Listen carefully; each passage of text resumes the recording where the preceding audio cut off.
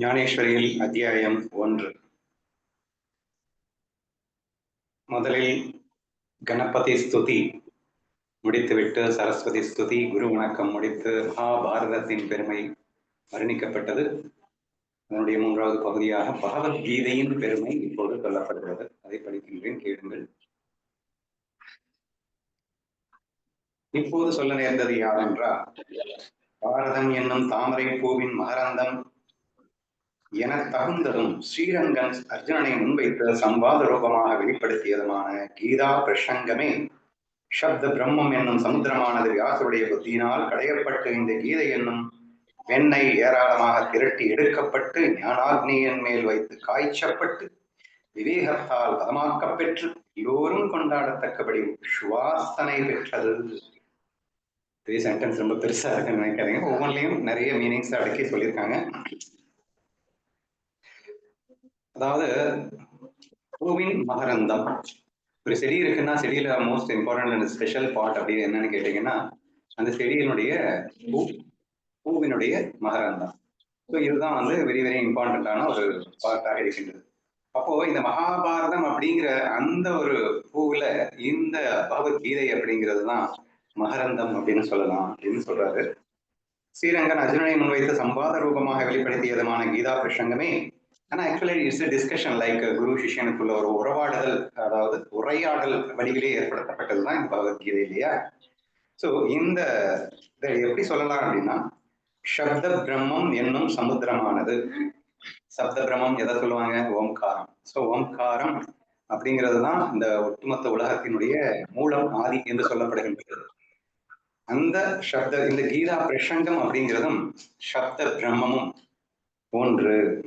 அது எப்படி சொல்றாருன்னா, சமுத்திரமானது வியாசருடைய புத்தியினால் கடையப்பட்டு, அதாவது எசன்ஸை மட்டும்தான் பகவத்கீதையில நம்ம கொடுக்குறோம். 4 வேதங்கள், உபநிஷத்துக்கள் எல்லாருடைய எசன்ஸை மட்டும்தான் நம்ம கீதையா நம்ம படிக்கிறோம் இல்லையா?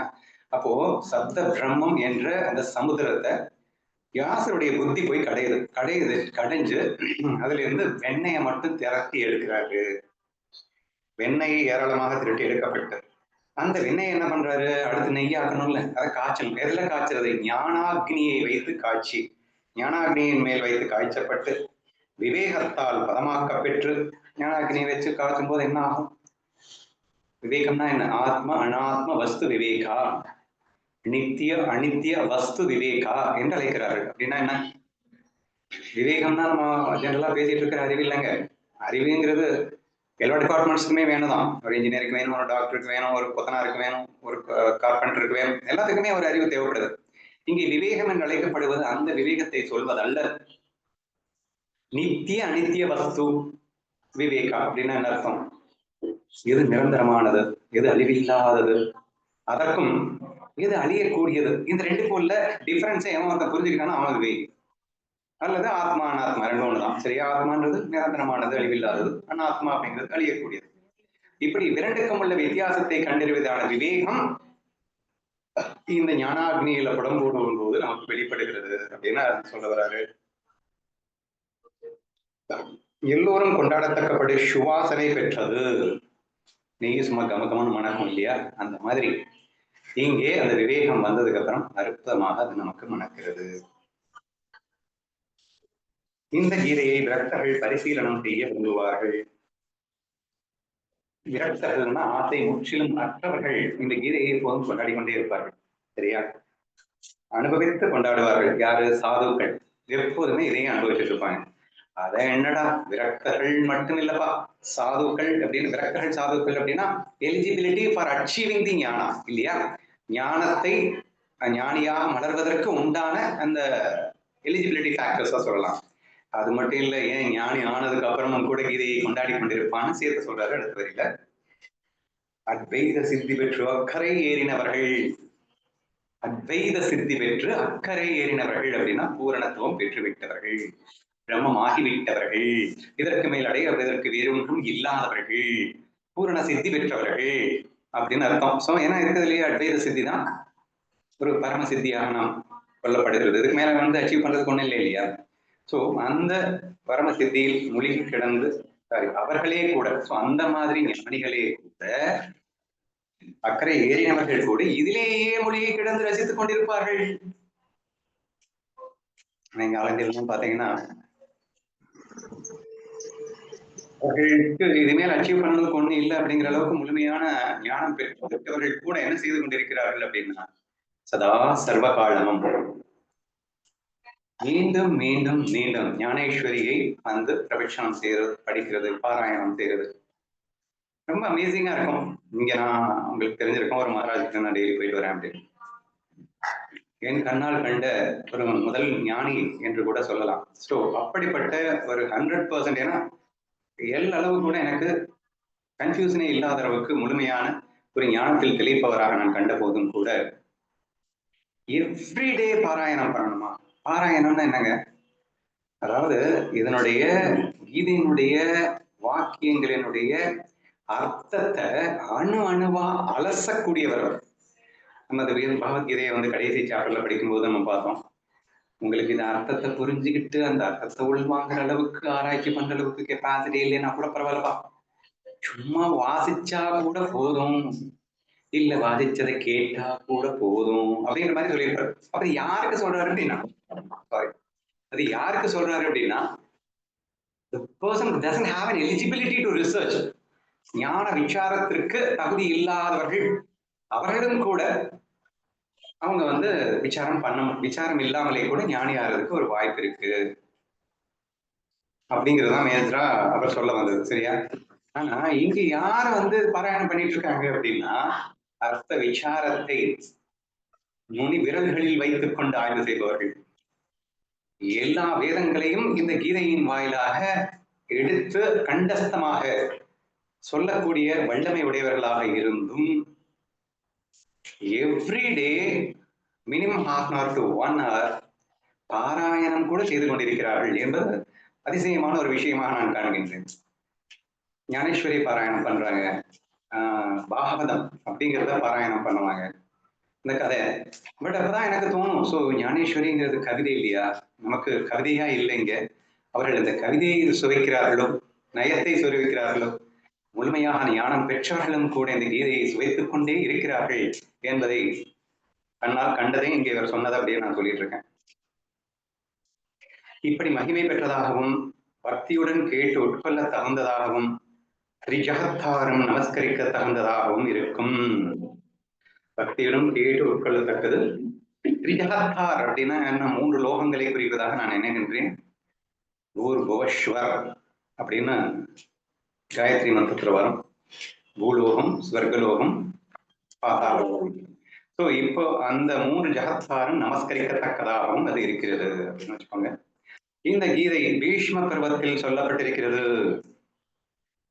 பீஷ்ம பர்வதம் அப்படின்னு எனக்கு தெரியாதுங்க, இன்னைக்குதான் நானே கத்துக்கிட்டேன்.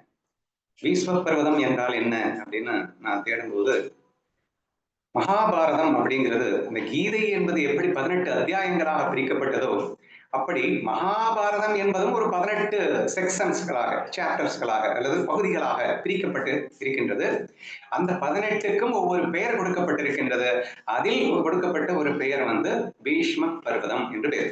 அப்ப அந்த காலகட்டம், சரியா, மகாபாரதத்தினுடைய கதையினுடைய ஸ்டார்டிங்ல இருந்து ஒரு குறிப்பிட்ட காலம் வரைக்கும் ஒரு செக்ஷன், அதுக்கு ஒரு பேர், நெக்ஸ்ட் காலகட்டத்துக்கு ஒரு பேர், அப்படிங்கிற மாதிரி வரும்போது இந்த பீஷ்ம பர்வா அப்படின்னு சொல்லக்கூடியது குருக்ஷேத்ரா போர் ஆரம்பித்த அந்த நாள்ல இருந்து ஆரம்பிச்சு அந்த பீஷ்மர் மரணம் அடைகின்ற நாள் வரைக்கும் உள்ள ஒரு பர்டிகுலர் பர்வதத்தை பீஷ்ம பர்வதம் என்ற பெயரிலே அவர்கள் பிரித்திருக்கின்றார்கள். இதுல மகாபாரதத்துல. அப்போ நேச்சுரலி ஃபர்ஸ்ட் டே தானே, ஃபர்ஸ்ட் டே ஆஃப் வார் தானே இங்க பகவத்கீதை நமக்கு கிடைச்சது. ஸோ பகவத்கீதை எந்த பருவத்துல இருக்கும், எந்த பருவத்துல இருக்கும் அப்படின்னா பீஷ்ம பருவத்துல இருக்கும் என்று நாம் புரிந்து கொள்ள வேண்டும். சரியா? இந்த கீதை பீஷ்ம பருவத்தில் சொல்லப்பட்டிருக்கிறது. இது பகவத்கீதை என்று பெயரிடப்பட்டு பிரம்மா, ஈசன் முதலானவர்களால் கொண்டாடப்பட்டு நைகாதிகளால் மிக்க பிரியத்துடன் சேவிக்கப்படும். சொல்லவே வேணாம், பிரம்மா, ஈசன் எல்லாருமே இது இல்லாம எதுவுமே இல்லை என்று ஒப்புக்கொள்ளப்பட்ட ஒரு விஷயமாகத்தான் இருக்கிறது. எப்படி சரத்காலத்தின் சந்திர கலையில் அடங்கியுள்ள அதி மிருதுவாக இருக்கும் அமிர்த துளிகள் சகோர பட்சியின் குஞ்சுகள் பிரேமையால் நனைத்து மிருதுவாயிருக்கும் மனதுடன் உட்கொள்ளுமோ, அப்படியே பிரேமையால் சித்தத்தை மிகவும் மிருதுவாய் செய்து கொண்டு இந்த கதையை ஸ்ரோதாக்கள் கேட்க வேண்டும். சந்திரன் ஒளியை எப்படி சாதக பட்சியா சக்கூர பட்சி எப்படி அழகா அதை மென்மையாக உள்வாங்குகின்றதோ, அப்படி இந்த கீதை என்னும் விஷயத்தை நீ அதே மாதிரி மென்மையாக உள்வாங்க போகிறீர்கள். இப்ப நமக்காக பேசிட்டு இருக்காங்க ஞானதேவர், நம்ம கிட்ட பேசுறாரு, சரியா? இதை நீங்கள் உள்வாங்கி கேட்க வேண்டும் அப்படிங்கிறாரு. இதை சப்தத்தின் உதவி இல்லாமலே எடுத்து கூற வேண்டும். கீதைங்கிறது எப்படி இருக்கு தெரியுமா? இது சப்தத்தால் எடுத்து சொல்லக்கூடிய விஷயம் நினைக்கிறீங்களா? It's beyond that words. சப்தத்தை தாண்டி ஒரு விஷயமா இருக்குது. சோ அப்படிப்பட்ட அந்த விஷயத்தை நான் உங்களுக்கு சொல்ல போறேன். இந்திரியங்களுக்கு தெரியாமலே இதன் சுகத்தை அனுபவிக்க வேண்டும். இந்த கீதை என்னும் சுகத்தை நீங்க என்ன உலகியல் சுகத்தை அனுபவிக்கிறதுக்கு உங்க கண்ணு, காது, மூக்கு இதெல்லாம் வேணும். ஆனா கீதை என்னும் சுகத்தை அனுபவிக்கிறதுக்கு புலன்களே தேவையில்லைங்கிறார், சரியா? சோ இந்திரியங்களுக்கு தெரியாமலே, ஏன்னா புலன்கள் தான் இந்திரியங்கள், இந்திரியங்களுக்கு தெரியாமலேயே இதன் சுவையை நீங்கள் அனுபவிக்க வேண்டும். சொல்வதற்கு முன்னமையே இதன் அர்த்தத்தை தழுவி நிற்க வேண்டும். Attention to grass. அதாவது உன் மனசு புலன் இன்பத்தில் அடிமையாயிட்டு இருந்ததுன்னா கீதையின் தாரத்தம்னால புரிஞ்சுக்க முடியாது. புலன்களுக்கு ஒப்பாற்பட்ட விஷயமாக இந்த கீதை இருப்பதால் be ready to enjoy the bliss beyond the புலன்கள், அதாவது beyond the sense organs என்று சொல்லப்படுகிறது, சரியா? புலன்களை கடந்துள்ள அந்த சுகத்தை புஷிப்பதற்கு தயாராகுங்கள்னு நம்ம ஞானேஸ்வரி படிக்கும் போது ஞானதேவர் நம்ம சுரத்தாக்கள் கிட்ட, நம்ம கேட்கிறவங்க கிட்ட எச்சரிக்கை பண்ணுகின்றார். இதன் சுகத்தை சொல்வதற்கு முன்னேயே அதன் அர்த்தத்தை நீங்கள் தழுவி நிற்க வேண்டும். சோ நான் பேச ஆரம்பிக்கிறதுக்கு முன்னாடியே உங்களுக்கு அந்த அர்த்தம் புரியணும்னா எவ்வளவு அட்டென்டிவா இருக்கணும், எவ்வளவு அட்டென்ஷனோட அதை கேட்கணும் அப்படிங்கிறத மட்டும் ரியலைஸ் பண்ணுங்க. தாமரை பூவில் உள்ள மகரந்தத்தை அதன் இதழ்கள் அறியாத வண்ணமே எப்படி தேனீக்கள் எடுத்துக்கொண்டு போகுமோ அப்படியே இந்த கிரந்தத்தை ஸ்ரோதாக்கள் சேவிக்க வேண்டும். வண்டு தேன் குடிக்கும் போது இதழ்களுக்கு எந்த டேமேஜும் இல்லாம எப்படி குடிக்கிறதோ அந்த மாதிரி இந்த கீதையை நீங்க அவ்வளவு ஷார்ட்டா உள்வாங்கி நீங்க அதை எடுத்துக்கணும் அப்படின்னு சொல்றாரு. தான் இருக்கும் இடம் விட்டு பெயராமல் இருந்து ஆகாசத்தில் உதிக்கும் சந்திரனை தழுவிக்கொள்ள அல்லி ஒன்றுக்கே தெரியும். அல்லி, அல்லினா தெரியுமாடா? பூ. அது அந்த அல்லிப்பூ மட்டும்தான் இருந்த இடத்துல இருந்தே தான் இருக்கும் இடம் விட்டு பெயராமல் இருந்து ஆகாசத்தில் உதிக்கும் சந்திரனை தழுவிக்கொள்ள அல்லி ஒன்றுக்கே தெரியும். அல்லிங்கிறது பூவா? எல்லா பூவும் தானே கல்விக்கணும் அப்படி பார்த்தா. அல்லி ஒன்றுக்கே தெரியும். அல்லிப்பூ ஸ்மெல்லு பயங்கரமா இருக்கும்னா எங்கேயோ இருக்கும்போது கூட அதுதான் நினைக்கிறேன்.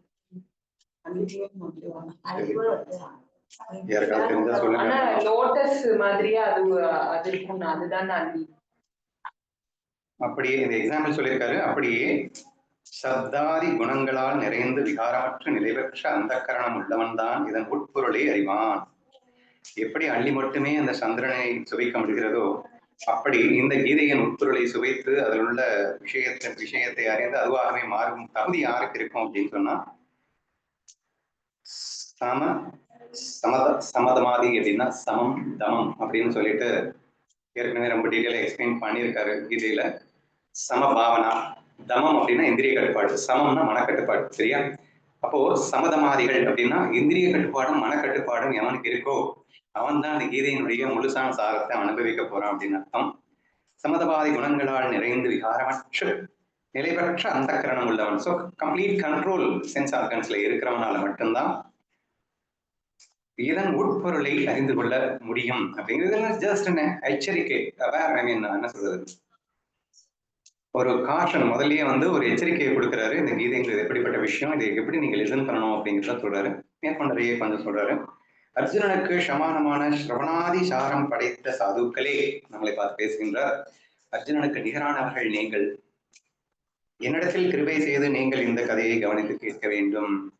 ஸோ இப்போ நான் ரிக்வஸ்ட் பண்றேன், நீங்க கொஞ்சம் அட்டென்டிவா நான் சொல்ல போறதை கேட்கணும் அப்படிங்கிறாரு. பிரபுக்களாகிய தங்களுடைய ஹிருதயம் மிகவும் பெருமை உள்ளதாகையால் சலுகை பாராட்டி தங்களுடைய பதார விருந்தத்தில் இந்த விண்ணப்பத்தை செய்தேன். ஆக்சுவலா இதை சொல்லக்கூடாதுதான். ஏன்னா இந்த கிரந்தத்தை எழுதுனதே யாருன்னா கேட்கக்கூடிய உங்களாலதான் எனக்கு சொல்லக்கூடிய சாமர்த்தியமே வந்தது அப்படின்னு எல்லாம் ஏற்கனவே சொல்லியிருந்தாங்க அப்படின்றது தெரியும் உங்களுக்கு. ஸோ அப்படி இருக்கும்போது இவர் வந்து அவங்கள குருவா நினைச்சுக்கிட்டு இதை சொல்ல போறாரு அப்படிங்கிறப்போ அப்ப நான் எப்படி ஆர்டர் பண்ண முடியும்? டே ஒழுங்கா கேட்கிறோம் அப்படின்னு சொல்லிட்டு ஆசிரியர் மாணவர்களுக்கு ஆர்டர் பண்ற மாதிரி என்னால பண்ண முடியாது. ஆனாலும் ஒரு குழந்தை தந்தையிடத்தில் சலுகை பாராட்டாதா, தாயிடத்தில் சலுகை பாராட்டிக் கொள்ளாதா? ஒரு லவ்ல நான் அந்த மாதிரி ரிக்வஸ்ட வச்சிருக்கேன் அப்படின்னு சொல்றாரு. குழந்தையின் வார்த்தை எத்தனைக்கு எத்தனை தப்பிதமாக இருக்குமோ அத்தனைக்கு அத்தனை அதன் தாய் தகப்பன்களுக்கு சந்தோகம் அதிகரிக்கும். அப்படி நீங்கள் என்னை அங்கீகரித்து விட்டீர்கள். குழந்தை பேசும்போது பாத்தீங்கன்னா, அதுவும் முதலாக அந்த பேசும்போது தத்தி தத்தி அது மழலையில தப்பு தப்பா பேசும். ஆனா அந்த தப்பு தப்பா பேசுறதுதான் அந்த அம்மா அப்பாவுக்கு அவ்வளவு சந்தோஷமா இருக்கும் இல்லையா? அந்த மாதிரி நான் இப்போது பேசப் போவதை நீங்கள் அனுபவமாக அங்கீகரிக்காமலா போய்விடுவீர்கள் என்று சொல்லி ஆரம்பிக்கிறார். சஜ்ஜனர்களால் நான் அவர்களை சேர்ந்தவன் என்று சொல்லப்பட்டேன். சாதுக்களால் நானும் உங்களை சேர்ந்தவன் என்று சொல்லப்பட்டேன். அப்படியான உடனே என்னுடைய குறைவனைத்தும் சகிக்கப்பட்டு போயிற்று. இனி அவர்கள் பிரார்த்தித்து வேண்டுவது என்ன? சோ நானும் நீங்களும் ஒண்ணுதானே. அதனால நீங்க என்ன சகிச்சுப்பீங்க. அதனால நான் பிரார்த்தித்து கேட்டுக்கணும்னு கூட அவசியம் இல்லை என்று சொல்லியிருக்கின்றார்.